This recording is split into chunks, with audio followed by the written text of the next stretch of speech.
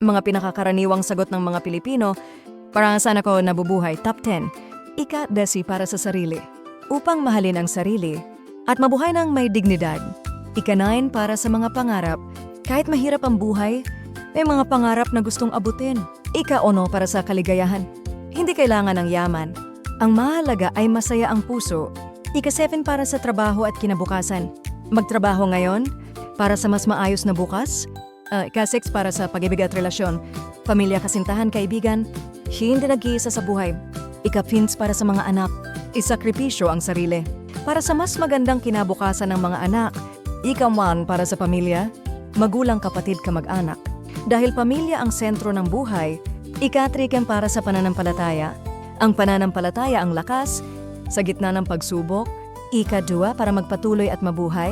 Kahit pagod at mahirap, tuloy pa rin ang buhay. Ika-1 para sa Diyos. Ang buhay ay regalo. Nabubuhay para sa Diyos